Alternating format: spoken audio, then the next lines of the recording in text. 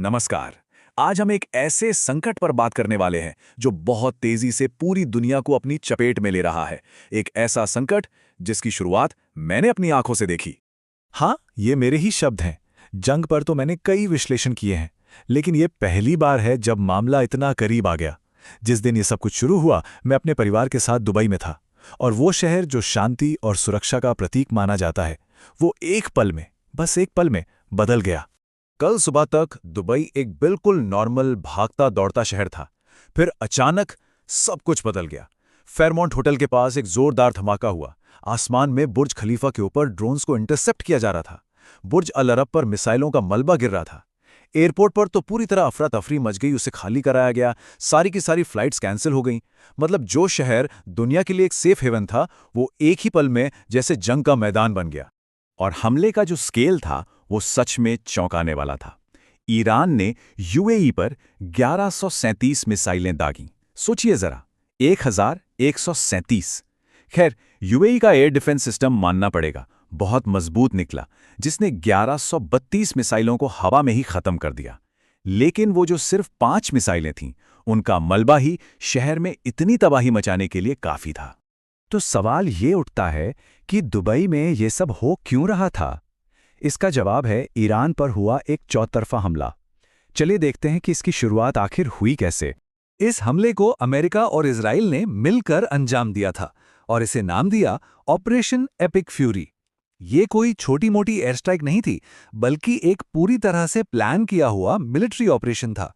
हमले सिर्फ एक जगह तक सीमित नहीं थे। तेहरान, इस्फहान, कौम, किरमानशाह, पूरे ईरान में एक साथ बमबारी हो रही थी। लेकिन जो सबसे बड़ा और सबसे साहसी निशाना था, वो था ईरान के सुप्रीम लीडर का अपना घर, उनका अपना परिसर।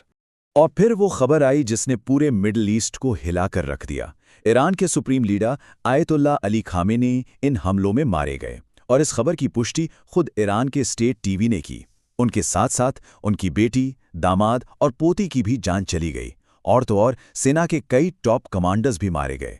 तेहरान की सड़कों पर जो रिएक्शन देखने को मिला, वो बहुत ही मिला जुला था। एक तरफ कुछ लोग थे जो जश्न मना रहे थे, वहीं दूसरी तरफ बहुत से लोग थे जो सड़कों पर रो रहे थे।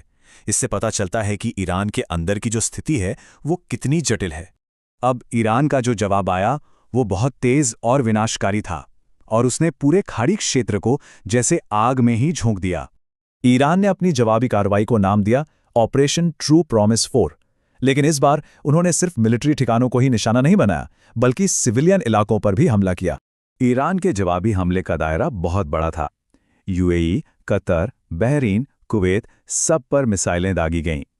इसके अलावा पूरे इलाके में फैले 27 अमेरिकी मिलिट्री बेस को भी निशाना बनाया गया, जिसमें बहरीन में मौजूद अमेरिकन नेवी के बेस पर हुआ सीधा हमला भी शामिल था।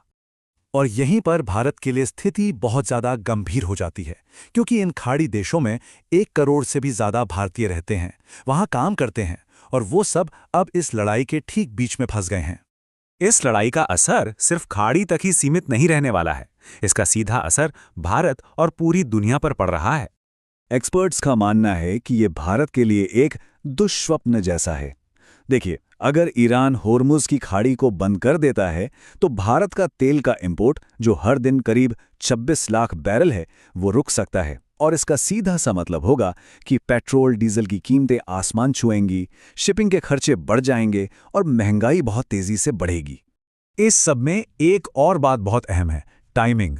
हमले से ठीक 2 दिन पहले, मतलब 25 और 26 फरवरी को भारतीय प्रधानमंत्री नरेंद्र मोदी इजराइल के दौरे पर थे। 27 फरवरी को हमला शुरू हो गया, और बाद में रिपोर्ट्स आईं कि इस हमले की प्लानिंग तो हफ्तों से चल रही थी। इसी को लेकर भारत में विपक्षी नेताओं ने सवाल उठाए। उनका कहना था कि मोदी के दोस्त नेतन्याहू ने भारत के पुराने दोस्त ईरान पर हमला कर दिया है, और इस विजिट ने भारत की जो न्यूट्रल रहने की पारंपरिक पॉलिसी है, उस पर एक गलत सिग्नल भेजा है। लेकिन इस पूरी कहानी का जो सबसे ज्यादा दिल दहला देने वाला हिस्सा है, वो ईरान के मिनाब शहर से आया। वहां एक लड़कियों के प्राइमरी स्कूल पर बमबारी हुई, और अनुमान यह है कि इसमें 100 बच्चे मारे गए। और इस घटना के ठीक बाद इजराइल के ऑफिशियल सरकारी अकाउंट से एक ट्वीट आता है, इजराइल को अपनी रक्षा करने का अधिकार है। ये एक बहुत ही अजीब बयान था, क्योंकि पहला हमला तो उनकी तरफ से ही हुआ था। तो अब सबसे बड़ा सवाल यह है क्या इस तरह के बाहरी हस्तक्षेप से शांति आती है या फिर ये और ज्यादा तबाही का रास्ता खोलता है? इतिहास हमें इस बारे में कुछ सबक सिखाता है। इस संकट की जड़ें दिसंबर 2025 में शुरू हुईं, जब ईरान की अर्थव्यवस्था पूरी तरह से ढह गई और वहां बड़े पैमाने पर विरोध प्रदर्शन शुरू हो गए। फिर डोनाल्ड ट्रंप ने प्रदर्शनकारियों को ट्वीट किया कि मदद रास्ते में है।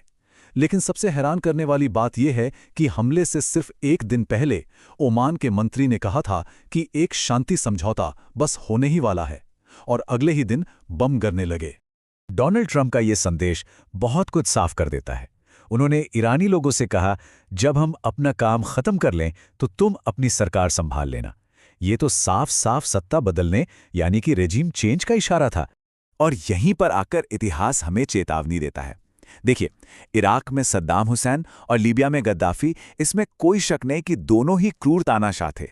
लेकिन जब बाहर से आकर उन्हें हटाया गया तो उसके बाद हुआ क्या?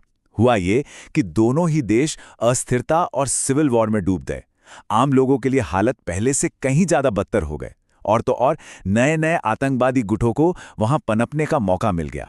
तो हम वापस उसी आखिरी सवाल पर आते हैं, क्या ईरान अगला इराक या लीबिया बनेगा?